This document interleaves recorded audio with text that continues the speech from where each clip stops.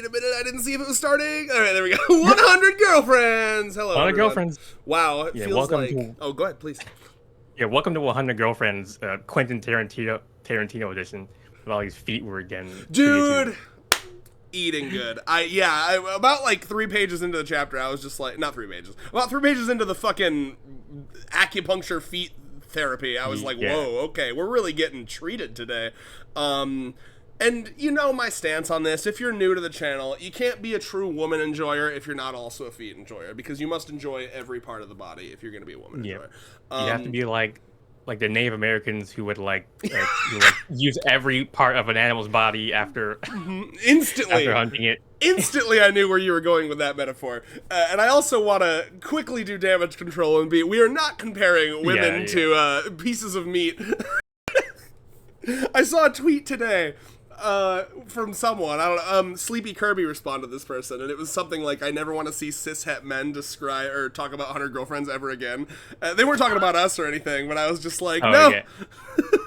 Hilarious. We have to be better. We have to show them that cishet men can talk about 100 girlfriends and be progressive about it. And wait, what was causing them? I don't know. It was something Sleepy Kirby was responding to. Let's Twitter drama segment. Let's go. I'll find it right now. I'll be interested. I don't even know, dude. It might have just been one of the people do just be throwing out of context tweets. Oh god, enjoy seeing my Twitter on video, I guess. I hope there's nothing like in the corner that's incriminating. Okay. We'll find out. So Sleepy Kirby, you're getting hardcore rep right now. I hope you better be here. You better be watching. Sleepy Kirby's our man. He's in every stream. He's in every comments. And a Splatoon fan? Oh my god, I had no idea. Sorry, you were saying? Oh, yeah, they're the one who introduced the reverse Flanderization term that we sometimes bring up in these 100 GF discussions. It's an excellent term. They're a real one. So it's at Voltiv Emmy, and they've said, "I know it's shonen ecchi, but I wish I could ban all cishet men from talking about 100 GFs forever. They don't like it the same way I do. They should die, actually." I mean, that middle one's probably true. Yeah, we probably don't like it the same way they do. And then I don't know about the beginning and end. Yeah, it's a little intense. And then Sleepy Kirby was like, "Even me," and then they were like, "Cishet guy means cishet guy. I'm a mean lesbian now." They said 10 toes down. I can respect that. Yeah. So hey, this is directly to you, Voltiv Emmy. We try to be good. We make our sex jokes. We say, "Hey, that ass looks good," but we also say, "I love this character. I love this woman." That it's okay. It's not a crime to be sexually attracted to women as long as you respect agency. Yeah, the personality is part of the attraction. You know, exactly. they interplay in a beautiful, inseparable way. You know. Yeah. Also, it goes without saying, don't harass this person. Don't harass anyone on Twitter. Oh God, please no. Yeah. I just think it's funny. Like. Yeah, me too. I'm not mad. If you're mad at that, you're ridiculous. But now I am scrolling through their Twitter to get a vibe for this person. Okay, wait. If not too far, because people probably will actually start doing some shit. Like, No! We'll be fine, but... No, they won't. They're fine. They're fine. Yeah. I guess I'll trust the I Chaos like to Square think community. I like to think we've built a good community here. No, I just wanted to know, like, I want to know more. I want to know what, because I bet I'll be honest, I'm probably on their side. They probably saw some cringe. They probably saw, like, some fucking Chibi Reviews motherfucker, like read it and, like, completely not analyze any of the character and just be like, Renjiro, fuck them already. You know what I mean? Like, yeah. And in that situation, I would agree with them. So, I bet we would agree with them. Yeah, probably. Anyway, drama aside, I should do, like, a skip to this fucking... to skip like 1 minute of a little chapter, the chapter sectioning is like 1 minute of, like, I don't know, like, with faff about. And it's so depressing how low people's attention spans are, though. The TikTok and every other thing has really ruined it. I saw Masahiro Sakurai, the guy who made Smash Brothers. Yeah. He did a video recently where he was talking about how, like, in the media landscape today, anything you make, it's all about vying for attention and vying for the player's free time. Because now there's so many things to do. Like, you know, it's like who's gonna get the time of the person. Whereas back in the day, you would play like 12 hours of a shitty bargain bin PS2 video game because that's what you had. But now, fingertips. It's all at your fingertips. Anything you want. So so I do get paranoid about like waffling about in the first couple minutes because I'm like, oh man, I know Sleepy Kirby will be with us. God bless. Yeah. All right. What do you want to start with, friend? Okay, well, I'll start with, forgive me, Saki, it seems I misjudged you. You aren't merely pathetic, you know, you actually have a spine, just for the goofiest shit imaginable, you know, like, that fixation with status actually seems to be part of, like, her core legitimate principles, and even though I don't really agree with that kind of thing, you know, I can accept that, you know. Mm-hmm. I mean, she was basically willing to, like die falling on this, like, this insane acupressure, whatever it was, just to like not step on Yaku. Yeah. That's such a good example of like good character writing, right? It's like, like even if it's the stupidest thing, make it their principle, make it like a core of their character. Like I think I've talked about this guy before, but there's a character in Fire Force whose like whole thing is how much he loves picking on and bullying the weak, but he's so like all about it. It's so his like mantra that he's like weirdly lovable. Like, I mean, people hate hypocrisy. So yes. So as long as you are not a hypocrite, you can get away with almost the most fucked up shit imaginable, which is kind of like I feel like it's kind of putting the cart before the horse. Like, I mean, hypocrisy is bad, but like there are worse things than being a hypocrite. But yeah, very true. You know, you can be the most steadfast Nazi in the world, but if you're cringe online, people want you dead. I mean, I lost some train of thought. But yes, she's got a character, but I will say, and maybe this is a hot take, I think, and you know, sometimes it happens, you know, don't be mad at me, but I will say, after this chapter, here we are, we've gotten more character development for her. If anything, she's moved down on my tier list. I have determined that I don't like her. I don't hate her. I mean, but, that's understandable. I mean, we've gotten to see more of what kind of person she is, and I mean, if you're like opposed to that type of personality, this is not going to make you more, you know, it's not going to endear you to her more. Like for me, I kind of figured. I mean, it more just changed my perspective on her. Like, you know, like I said, I thought she was just pathetic. I thought she had, you know, I was thinking of it as being more like an insecurity born out of like traumatic experience, which, you know, might still be. No doubt it is. I have no doubt. Yeah. But seeing that she really does care about this, like it's not, what's the word, you know? I don't know, like bringing out the big psychology words. Like, is it an ego-syntonic condition for her, not an ego dystonic? Like, she agrees with it, and even if I would say, like, you know, that you probably shouldn't have those sort of principles. You know, it's different if the person, if it's an actual like part of their principles. It's not just something you're doing out of like fear or insecurity, like, you know. I was gonna say, so even Yaku is like trying to be like, girl, just live your life, it's fine. But I do want to say, actually, I want to stick on what you just said there, because those are terms that I actually don't know. Although through context, I think I may have picked up what they mean. But can we have an educational? Yeah. Actually, like, okay, it's basically just like syntonic just means like the personality or the ego sort of like sees this sort of thing as like good or like in harmony with the rest of the personality, versus dystonic would be seeing it as like the opposite of that. Like for example, someone who has OCD but doesn't realize that like they have OCD, or they don't realize that their obsession compulsives are like bad or something, they would be experiencing the OCD as like ego syntonic. Like they're still like, I guess, under those spells, so to speak. So is it being aware of your behavior versus like not being aware? Like it's like happening. Not necessarily. It's more like being like seeing it as a good thing, or seeing it as like willingly going along with it kind of thing. Whereas someone who is like someone who's like sees it as a bad thing, they don't want in their personality, would that be a dystonic like disposition towards it kind of thing? I just gotta say, you see how intelligent these cishet men are? Where this is not typical cishet behavior. Also, I'm bisexual, so I guess I'm not really. I always forget about the het part of cishet.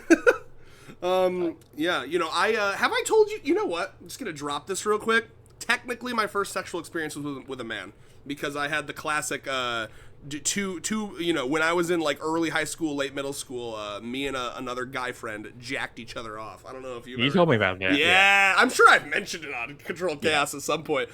So yeah, am I cishet? No. My first nut was by the hands of a man named Dylan.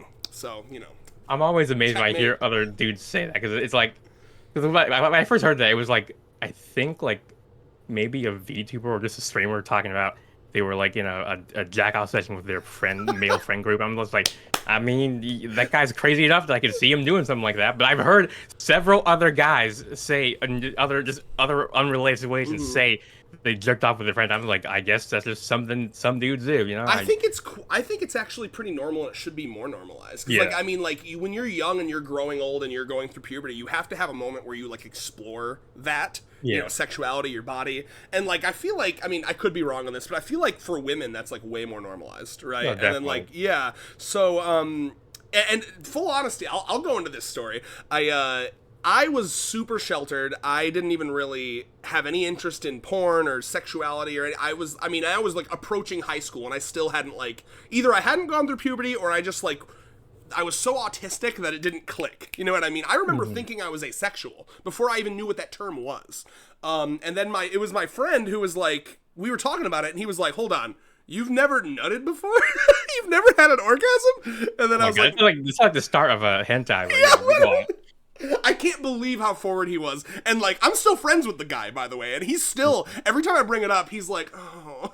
And he's like, why was I so forward? So yeah, he straight up just jacked me off, and I'm not shitting you, bro. A month later, I grew a bunch of body hair. It was like he activated my puberty. Oh my lord. It was like it was at a gate waiting for me to nut. Nutting does have what's the word, effects on your testosterone level and whatnot. Like, it does help. Yeah, it genuinely, I think I might have been so autistic that I might have just like delayed my puberty. Oh my lord. I was way too into Nintendo and anime. Who's got time to be into titties? Not me. Yeah. For me, I was like basically the opposite. I got into it probably a lot earlier than most people would find comfortable, because my family accidentally bought or rented the 1997 1997 B-movie horror film Species, which Featured like Natasha Henstridge or whatever, who was like a famous like sex symbol at the time. But yeah, I mean, if you've seen the movie, you probably, it's a weird psychosexual kind of. I'm gonna Google it right now. I keep forgetting we have a visual element to our podcast right now. Let me go. So Jamie, bring that up. What's it called?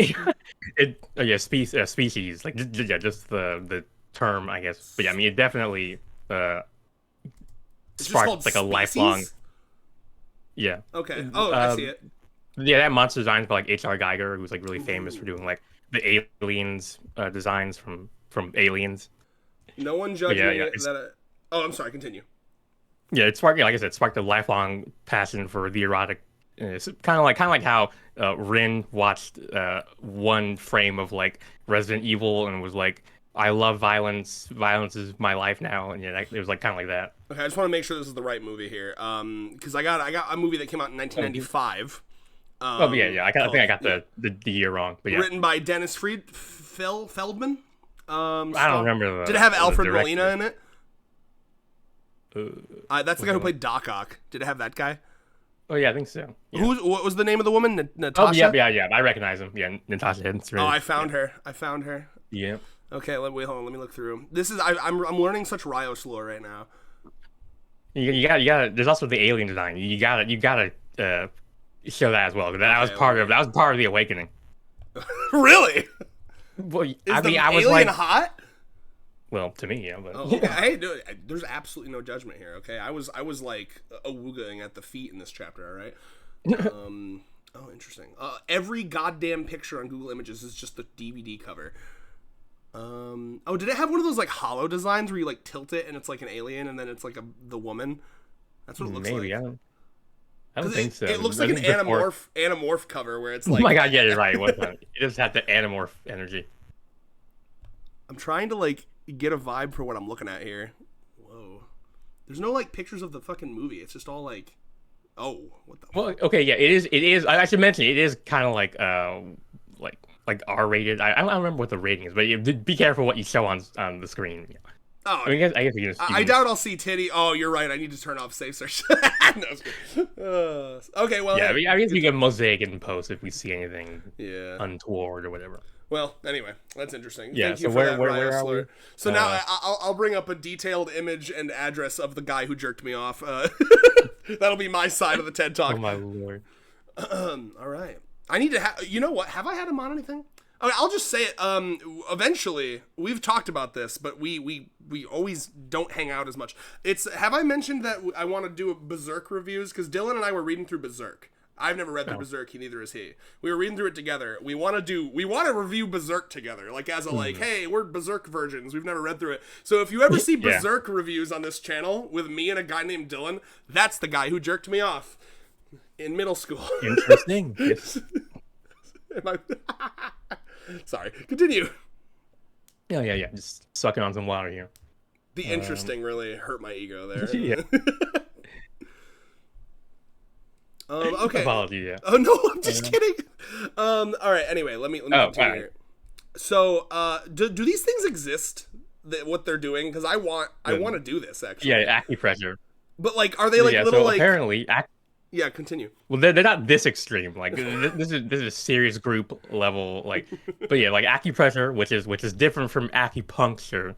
Apparently, it actually has some. It's been shown like scientific studies to have some benefits for like age-related mild cognitive impairment. Like I actually looked it up. I was like, so I've seen old people do stuff like this in like TV and stuff. I'm like, so is this actually like does this actually have benefits?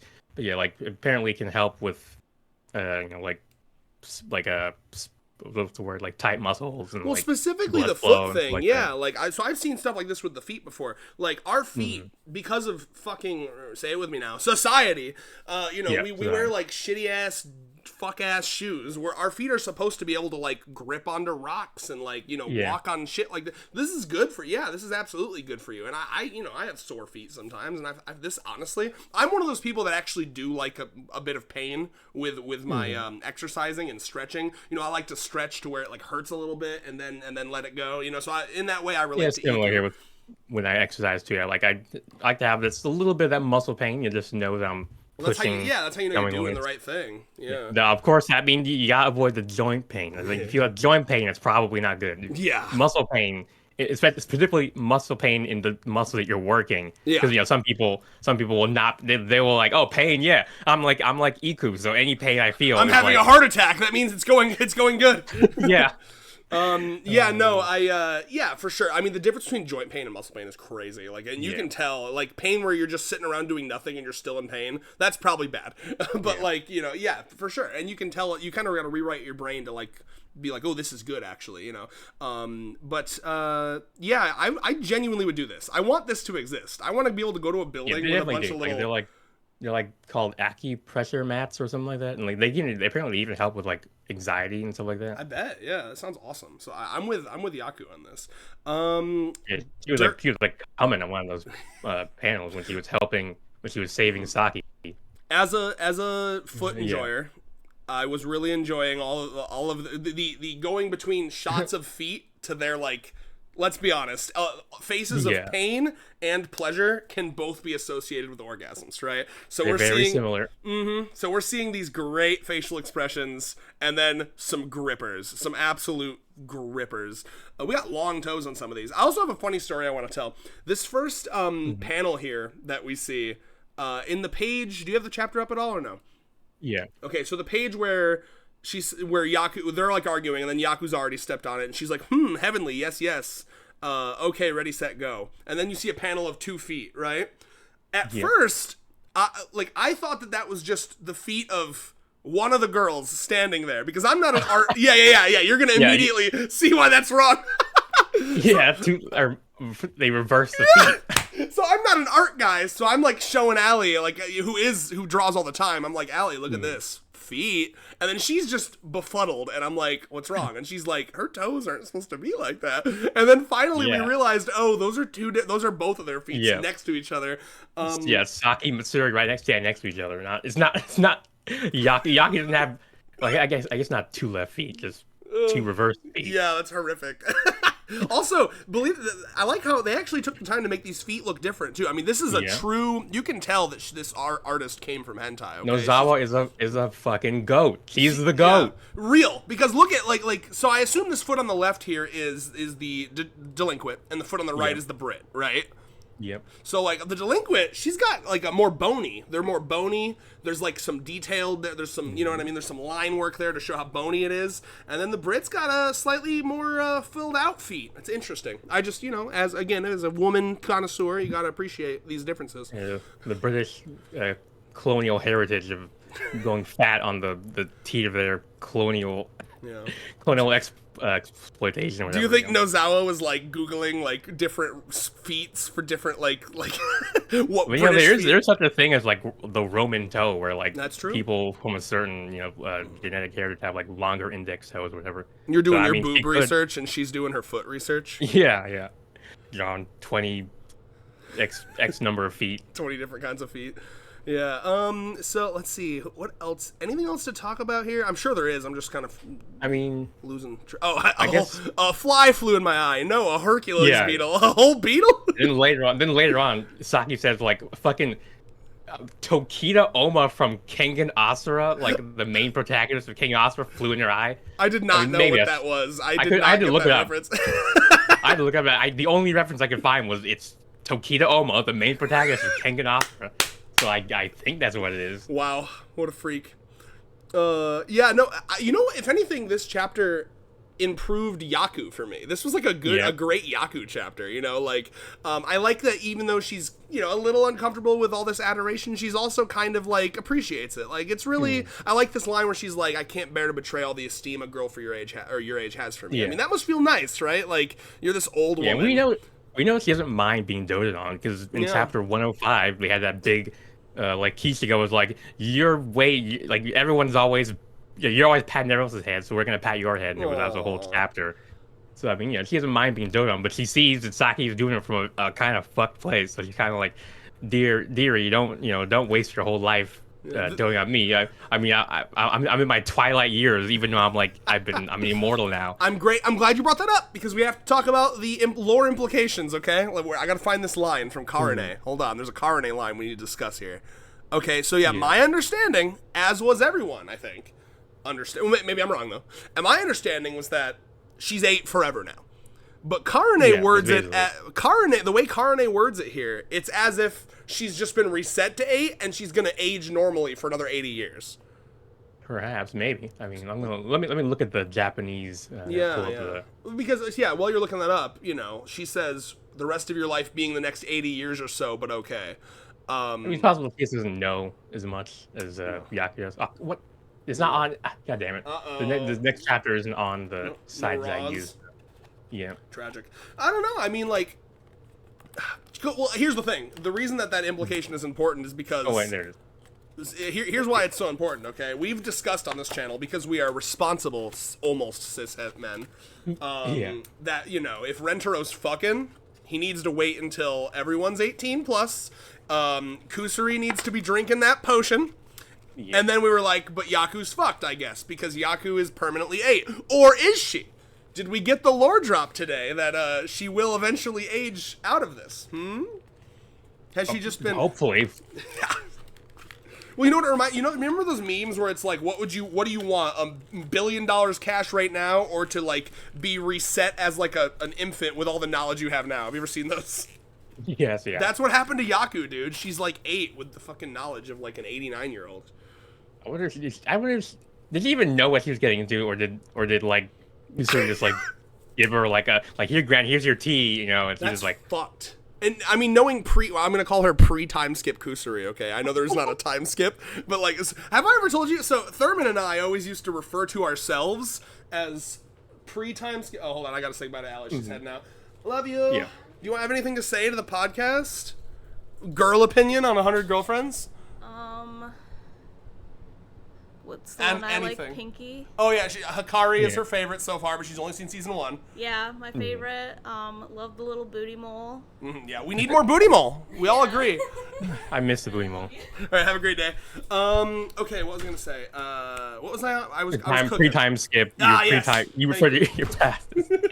So yeah, so it's such a fun way, and I invite everyone to start doing this. Okay, if there's like a past version of yourself that you hate, refer to it as pre-time skip you. I mean, I would say me right now is probably within time skip. Like I haven't gotten, yeah, I haven't gotten to the post time skip where I can start talking about like, yeah, you know, when I was like the so and so, but you know, once I got past my character arc, I became this type of person, you know. Yeah. I think that's what the squatting that you're doing is right now. You're on your training arc right now. Yeah. Yeah, but it's anyway, an interesting way to look at yourself in terms of like character, like interpretation, something like that. Yeah, I like it. Well, for me personally, right? Like I've talked about how I still felt like a kid until COVID. I think COVID really like woke a lot of people up. And for me, weirdly enough, COVID was actually like a really good year for me. Like the year of like the year where it was really kicking off, 2020, 2021.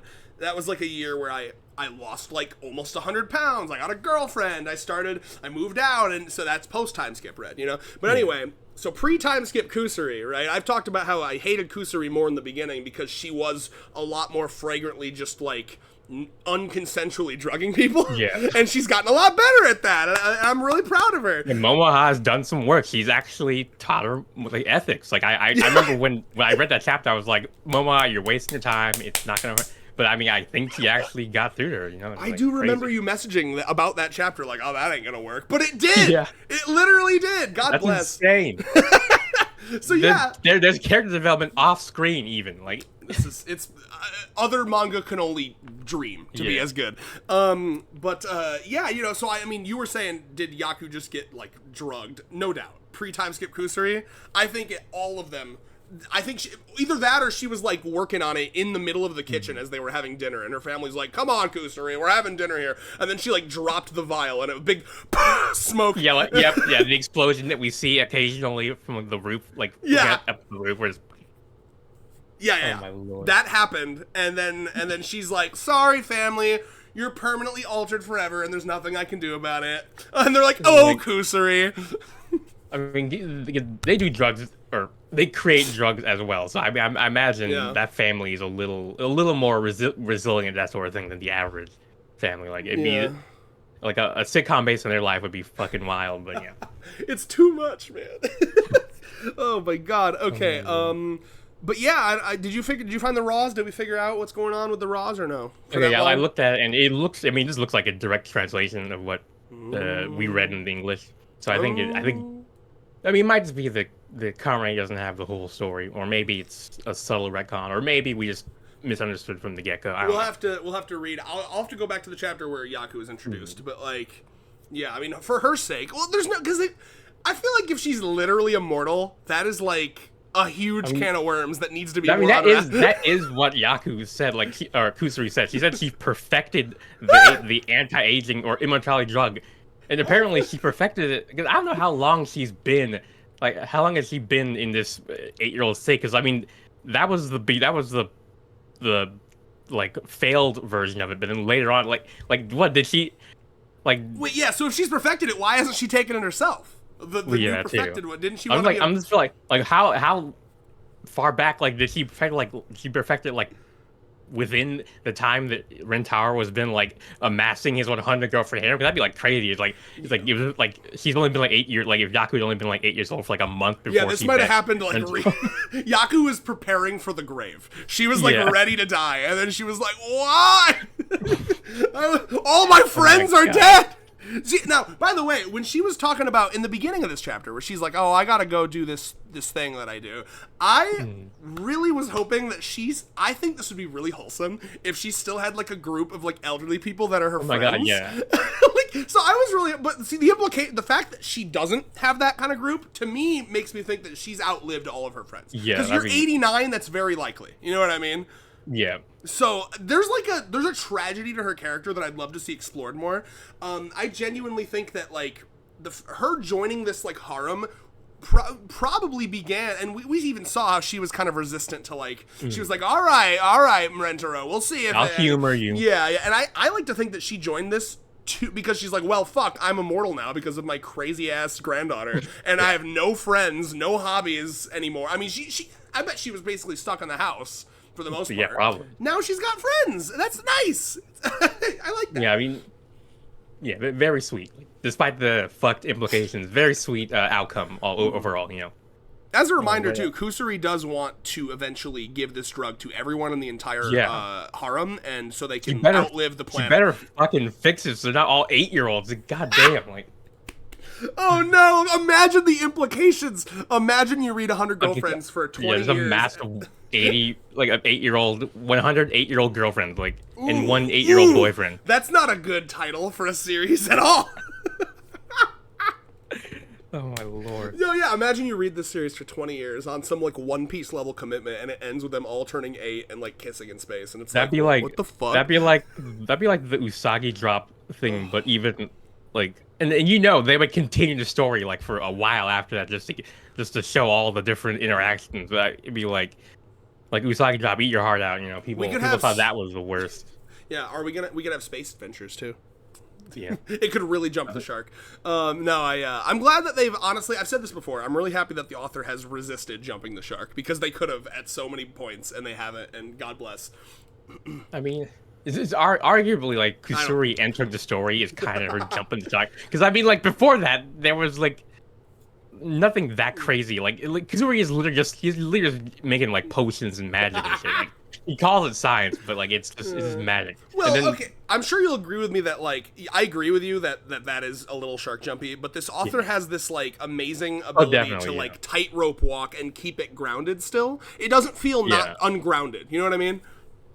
Yeah. I mean, I'm going to say, like, technically, we kind of have jumped the shark, but I mean, I guess as long as we don't jump it a second time. So I mean, it's early enough in the story that you can kind of just say, you know, that's just the premise of the story. You know, it's not...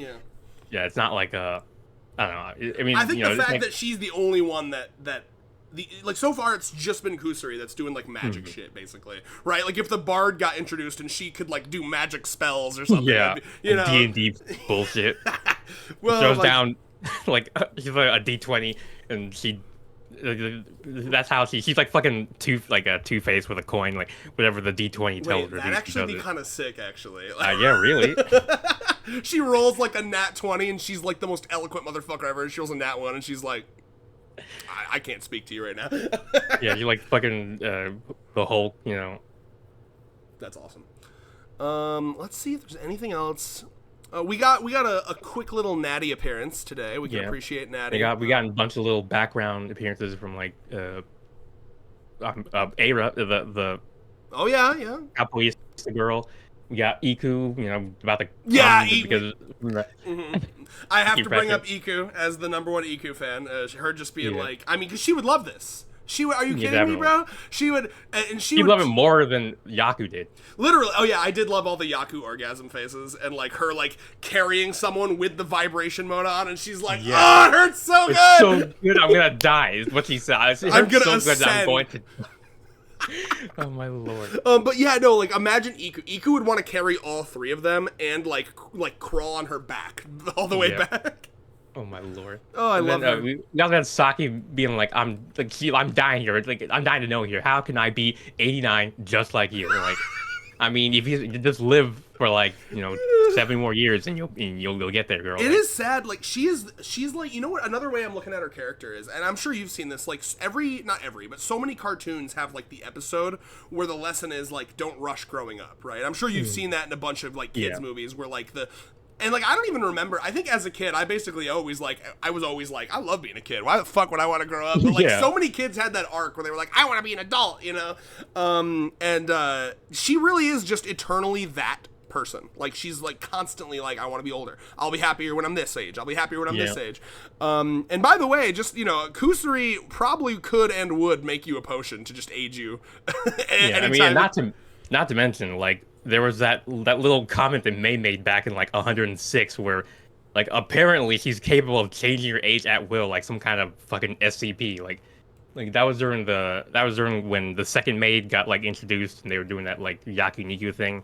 I think it was because, like, they were trying to avoid the minors getting, like, drunk or something. The drinking thing. Yeah, and May just out, like, if it pleases you, I will age myself to the appropriate amount. Whatever she needs to do to please Hahari, she will find a way. obviously. Let's see here.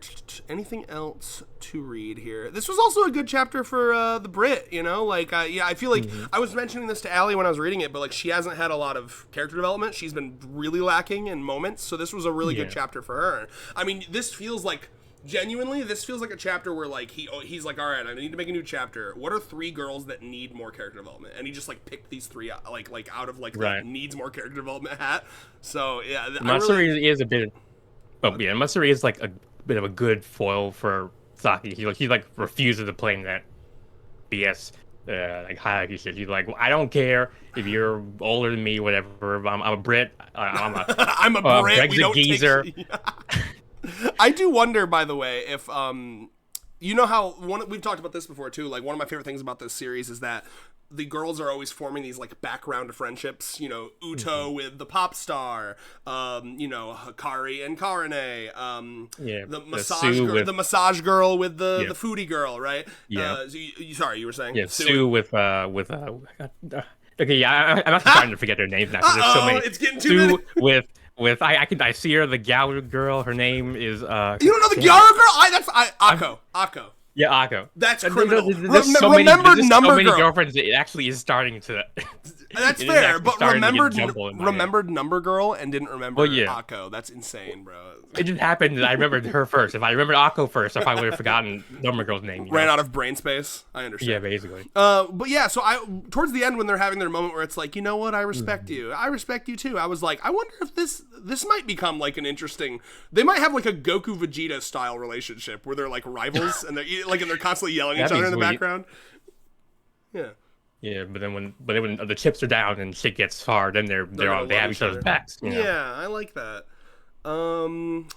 Yeah. Anything else? Looking around. Okay, so the next chapter, it's gonna be a Momoji chapter, but has her gropery run dry. Now that's interesting. Yeah, it's gonna be some real like this is how Stella got her groove back. Maybe that'd be cool. You know. When I read that to Allie, her joke was maybe they're finally reporting her for assault. Oh my lord! When they do that, they have to report Hahari. You know, they got to report like Momoha for like soliciting sex from our students. Yeah. Well, we need a chapter where it's like where they actually like sit down and like analyze like how much jail time would we all get. That's gonna be when the cop girlfriend shows up. That's gonna be her like after her intro chapter. That's gonna be her introduced to the group chapter. What crimes have each of these characters committed? If I wasn't corrupt and paid off by the fact that I love Rentaro so much, how much would I arrest you for all? Yeah. Oh, that's awesome. No, I mean like it would be interesting if. I don't know, groper. So like, is she gonna have a moment where it's like, oh, my love, my hyperfixation, my passion, it doesn't do it for me anymore, and she has to like get that, like you said, get the groove back. I'm curious how serious this will be. Like, will it be deep and serious or more comedic? Them calling it gropergy is reminding me of Karane's like tsundere energy getting like sent to the ether or whatever. There's like that whole 3-chapter saga where they had to like bring her back. Like maybe something like that's gonna happen. Like someone's gonna be like, Momoji, you're way too groping. You're just randomly groping everyone. So here's a drug for Kusiri. No. But who am I without my gropergy? That's true. Yeah. No, I mean I would like it. Because in her intro chapter, we saw that she doesn't just grope people that know her. She was groping random strangers on the tennis court or whatever the fuck. You remember? Like, so I think it would be an interesting angle to see, like, maybe she does go too far and she, like, gropes someone that actually has a problem with it and, reports her and then she gets in trouble for it or something. And she's like... Yes, realize there are limits to the groping. That'd be awesome. You just grope everything you see. Momoji learns about personal space, the chapter. Like, wait a minute. Some people don't want to be groped by me? Like, oh my god. I mean, to be fair, I think she's been getting away with it because like she literally leaves people in like an orgasm-esque like state. Like they're like normally I wouldn't be comfortable with someone getting on my personal space like that, but I feel so good right now that I'm gonna overlook it. So. Yeah, no, I mean that was her genius ploy, was to be so good at massaging that like no one could be mad at her. Yeah, so. I mean, really, the only person who is actually bothered by her is Iku, because he loves the pain. So, yeah, that was mentioned in this chapter too. Yeah, like please don't take my pain away. That's fucked. I'm worried about Iku, man. She's gonna tear a fucking a ligament, and then like the doctor's gonna be like, and then we're gonna do this surgery, and she's like, no. Yeah, I mean, I remember during that same Yaku Niku arc, she was staring at the meat burning on the grill, and one I think like Kurumi or whatever had to be like, you're just staring at the grill, right? You're not thinking of jumping on the grill or anything, right? Oh man, I again, like, there's so many opportunities to take these girls like shtick and like do a chapter where it's like serious and they go too far. You know what I mean? Yeah. And I would live for that, to be honest with you. Like a moment where Iku, like, what's Iku's limits with it? What's Hahari's limit? You know what I mean? Yeah. How weird is she willing to be? Oh my lord. Yeah, we did get a little. I mean, we did get like when in that Mei and Iku chapter. I mean, that wasn't really Iku's limit. That was more her realizing that she can't even though Mei is like the ultimate maid, she does have some human limitations with like the waterfall little bit where it was like, oh yeah. But that wasn't Iku realizing her limits. So Iku has no limits, limitless. Yeah. The more pain she's in, the more horny she gets, and the more horny she gets, the more like she heals the damage or something. I don't know. I bet Iku would fuck on that like vibrating like rock floor. Oh my god, yeah. That'd be excellent. She'd see it as, for her, that's just a vibrator, you know. Oh my god. It's a Sibian. It's just a Sibian to her. Yes, she sits on one of them. Now that's hot. I need art of that stat. Have you? There's the fucking it's an Oni plays audio. I see it on TikTok a lot where it's like fan art of that now. Now. There is like a genre, I guess like a genre of like porn art where it's like orgasm torture or something where they like put the girl on like almost like a fucking sand grinder and put her between her leg. Well, it's not like a literal like sand grinder. It's like, you know, it's like one of those like ridged like sex toy textures or things. You know, they put it between the girl's leg and they turn it on. And next panel, she's like about to.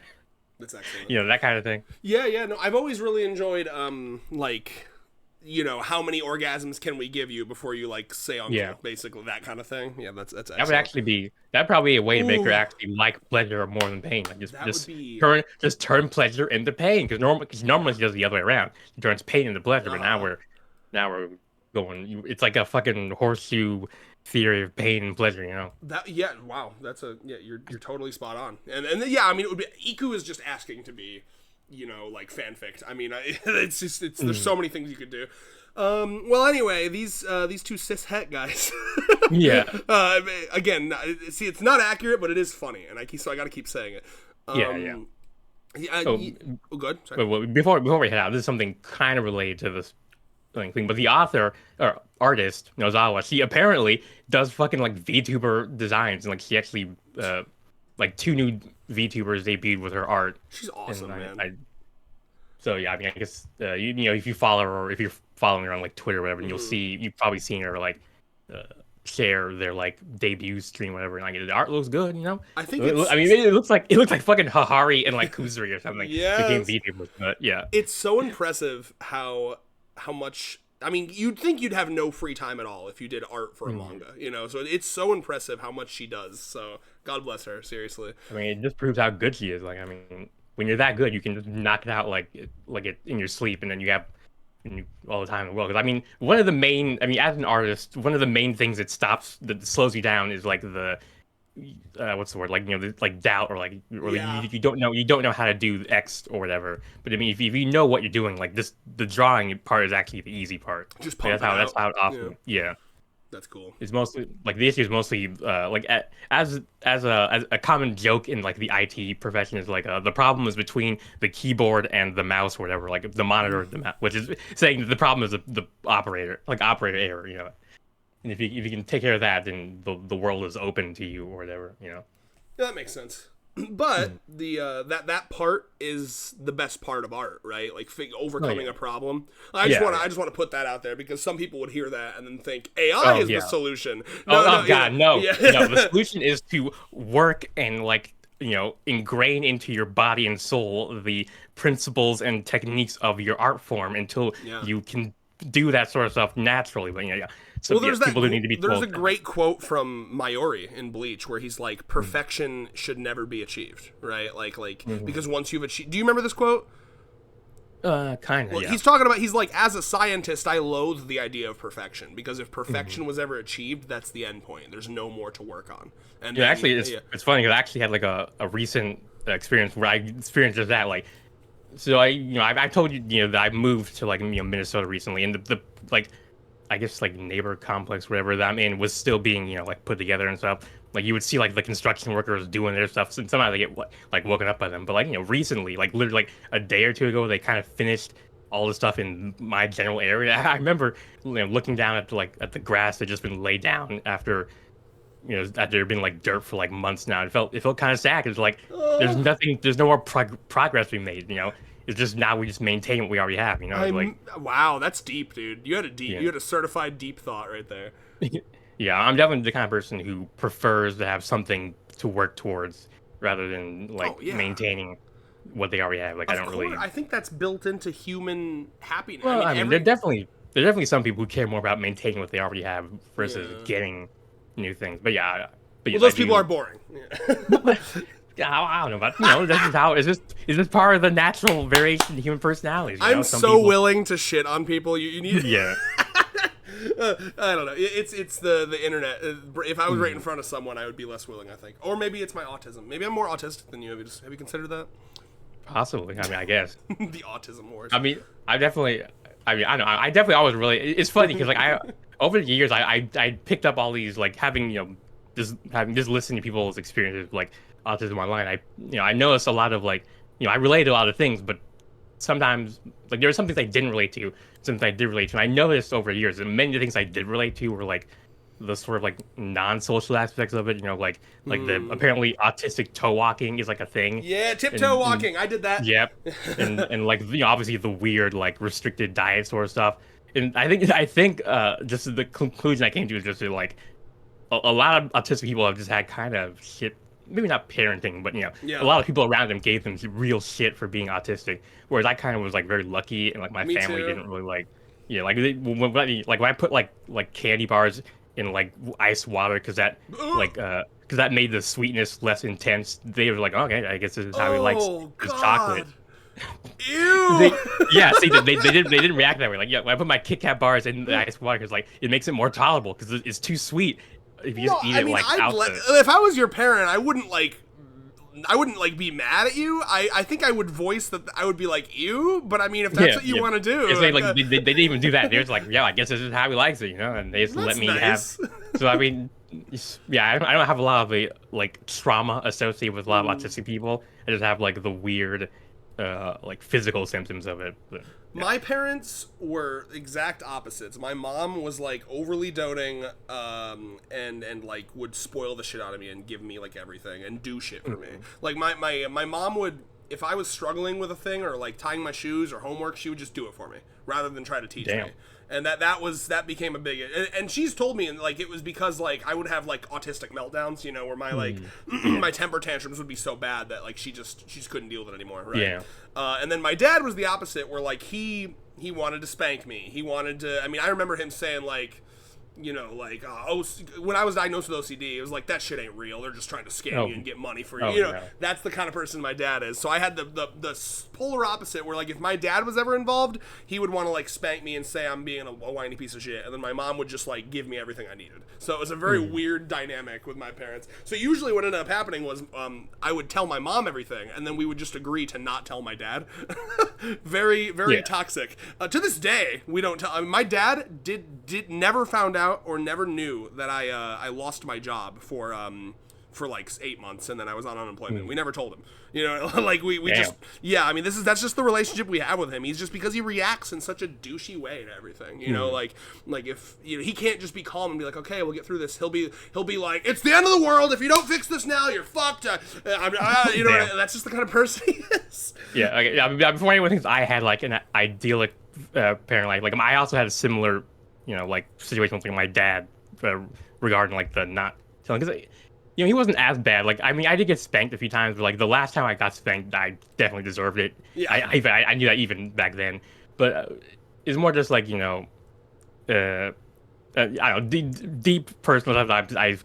It took me years to fully untangle, but yeah, dad was kind of had a different relationship with mom, who was like my mom was like basically like, or rather I say I'm more like my mom than like my dad, so Me I was too. always kind of like more like I mean honestly I think like my mom was a little is more like nano than I am, but Oh wow, that's interesting. Yeah, no, I've always, like there were negatives to how my mom, because I'll be honest, it got to a point where I barely was even raised by my dad. Like I would almost never talk to him. So like I have very few interactions with him. So it was more like I was a crazy mama's boy. And like while that did make me spoiled, and I ended up having to learn like critical life skills when I was like 25. You know what I mean? Yeah. What I'm happy about is that I think being such a mama's boy prevented me from going down like the incel, woman hating, right wing Joe Rogan watching path. You know what I mean? Like Yeah. I never had that. That never happened to me. I didn't become like when I was having hard time with women, and I didn't go down like this weird, gross woman hating path. I just immediately was like, well, it's probably because I'm ugly and weird. Like I never like blamed others. yeah. I was like, that's my fault. I'm fat. I get it. Like instantly, and I just gave up. I was It's like I actually did have like a very short incel stint, but I don't remember why. For whatever reason, I started to like see it as like pathetic, and I stopped doing it. But that definitely was like a little chapter in my life. Yeah, but, I didn't realize how common it is. Like a lot of young men go through that, Yeah. and it's this integral, critical moment in your life as a young are man. you gonna become Elon Musk, or are you gonna become a Tim Walls? Yeah, let's go, JD Vance, Tim Walls. That's such a better comparison. Yeah. You gonna fuck shares or not fuck shares? Let's not. I like that. That's not even real, but everyone just Yeah. it.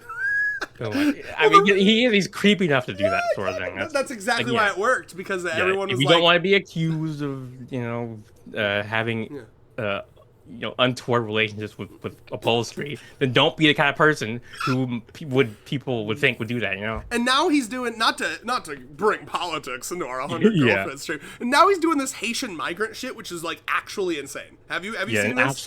Actually causing real world damage to Actual people. Nazi shit, like genuine. Yeah. We're taking the Neo out of it, like just real Nazi shit that they're doing. I mean, I don't even know why anyone's calling it Neo. I mean, was there anything new about it? Like, yeah, I mean, history repeats itself, right? Like that was one of the things that fascinated me about Trump's first run, where I was like reading into all of the like similarities of like how he talks and how Hitler talked, and I was like, oh wow, that's interesting and scary. I mean, yeah. I mean, it's not like there haven't been genocide since the Nazi stuff. yeah. Like, I mean, there was a fucking like Rwanda. Oh, there's a bunch of ones that no one just wants to talk about because it's us Westerners don't we treat like the. I mean, now to be fair, the Nazis were kind of unique in the sense they were they threatening world domination. Yeah. Well, I don't even know if that's unique. I mean, I just meant like in the sense they were probably the first genocide errors they were using. Like, they actually brought the might of like the Industrial Revolution to bear. But I mean, like that's the kind I figured the reason that the West cared about the Nazis was because they were threatening to actually take us over. Was basically the only reason. Yeah.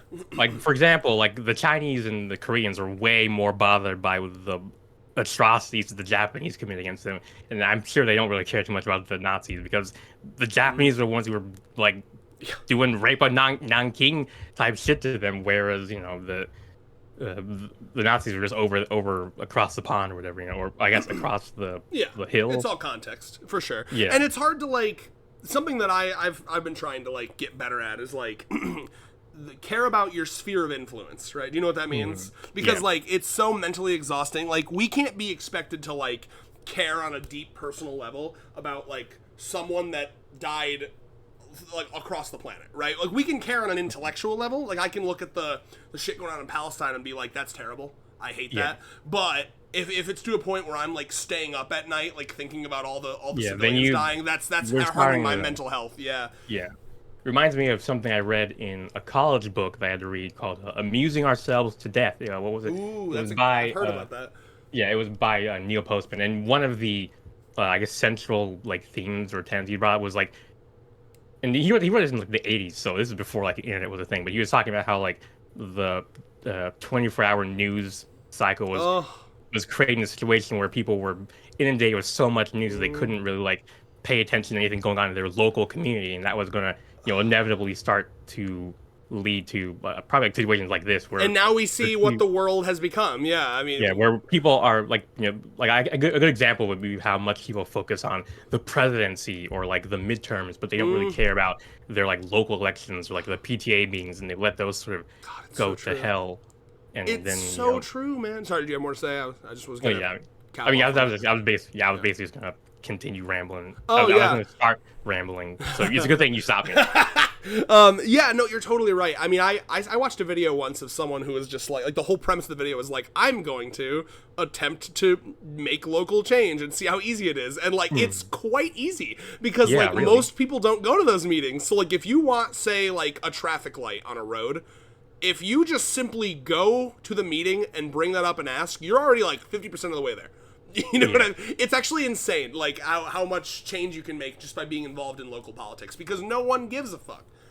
Like everyone fucking focuses on and like of course the national is important, but like man, like if you want like changes, like Michigan, the state I live in, we switched we got like full Democrat control in the 2022 midterms, and it was or I don't remember if it was 20. I think it was 2022. Amazing. We've had such good stuff from that. You know, like we joined your state, Minnesota, and doing the free school breakfast and lunches for everyone. We repealed right to work, which is an anti-union law. You know, like it's just so cool. Like this is a classic version example of them naming shit in like the Patriot Act type stuff where it's like I was gonna bring up the Patriot Act, like hello FBI agent. Yeah.